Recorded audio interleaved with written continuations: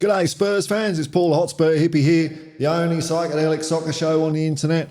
I hope you're all well. I'm excited. I'm going to test a hypothesis, to use a fancy word, later this week, because if you've been watching this channel for a bit, you may have heard me say a few times there's too much science and not enough art in the world and in the world of football. For me, football is an art. It is human beings expressing themselves, and when artists want to express themselves, I think you should impose as least limit on possible. You want to see what can flourish out of this. Where does this human journey take this person? Because today, all too frequently, art, ways of life, living, very constricted, very conformist. If you don't do things in a particular way, you're a bit of a weirdo, which I don't mind being. Just embrace your inner weirdo. So we live in a world where we talk about footballers in terms of being six. You're a number 6. You're a number 8. And I like that we've got a manager that throws all that out the window, because a footballer's a footballer. Because if you say to a number 6, you're a number 6, they're not going to score goals, are they? They're just going to be a number 6. Just sat there in front of the 18-yard box, mopping stuff up. No. That's not the way we've got it at the moment. We've got a man in charge at the moment who I'm sure does the bare minimum of science and data collection just to keep people happy. But he's a man that's driven by his heart and how he feels, and that's how I feel about football. The important thing about football to me is not coming on here and telling you how much I know about the game and what should happen and what should be done and all this sort of stuff.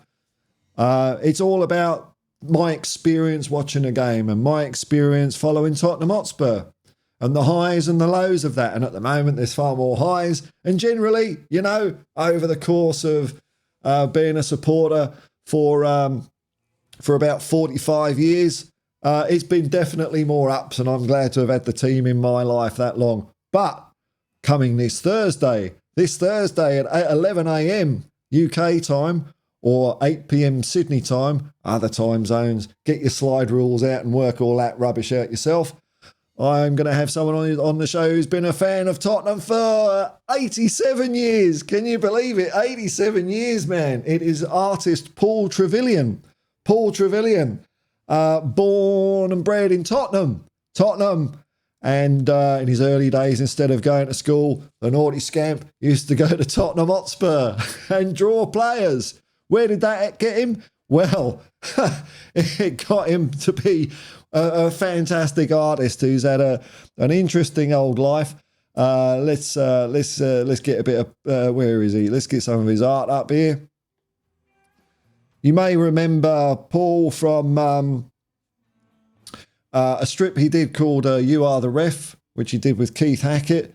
He's had all sorts of commissions all over the world in all sorts of sports, because if there's ever a man that's mastered the art of movement in a static picture, it is Paul Travillian.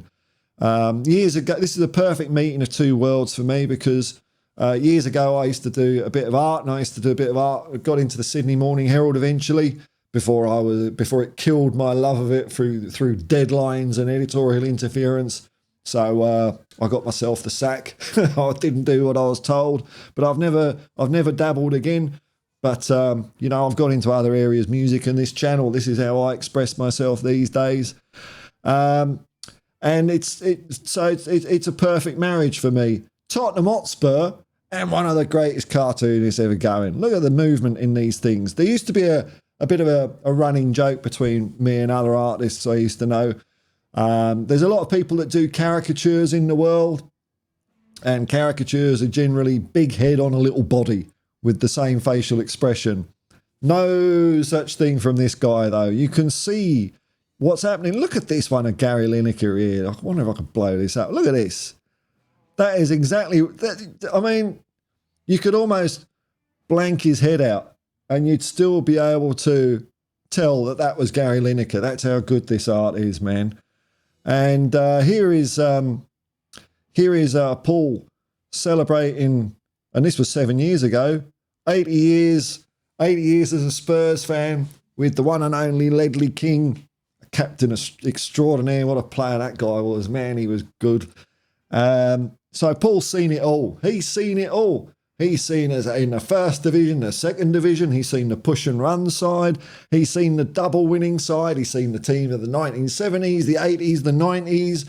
Has mixed with the likes of Paul Gascoigne, Steve Perryman, the one and only Bill Nicholson.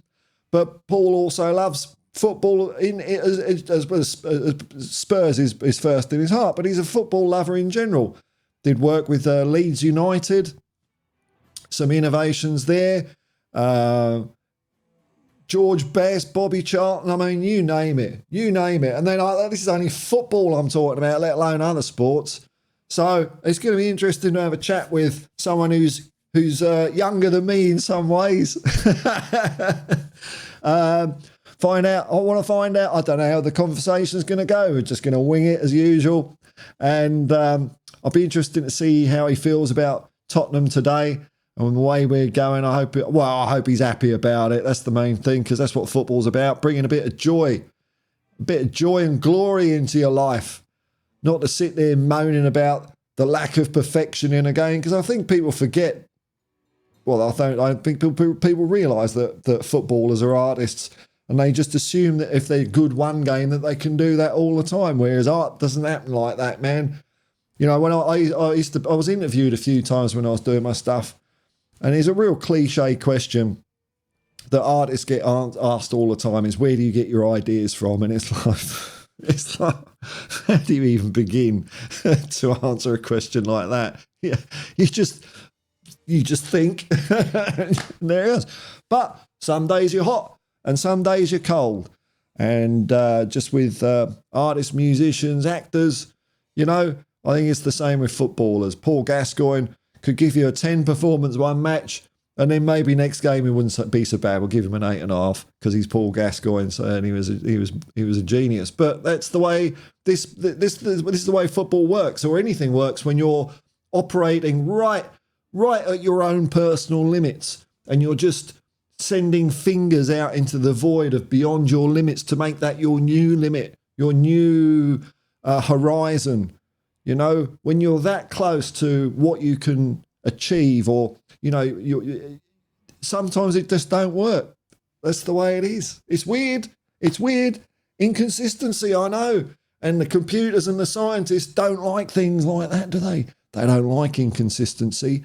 They're all about things like, you know, how many times have you had a job review and they'll say, oh, well, you know, we've got to see which way, you know, how we can prevent this from happening again, and all this stuff that gets into your head and just takes all those lovely creases out of your brain and just smooths them all over into a sphere, a bland old bloody sphere, so you can operate in the world today. Well, I'm not for it, and I'm pretty sure Paul Travillian's not for it. No limits, man. No limits. Express yourself. Have fun as a person. So that is going to be this Thursday, 8 p.m. Sydney, 11 a.m. UK time. Look, I'll schedule it because I keep buggering the time up. No limits. I'm not going to conform to your earthly clocks. Anyway, folks, I'm excited about this for so many reasons. It's going to be a cool old chat. Paul celebrated his 90th birthday just recently in March. So, you know, still going incredibly strong, man.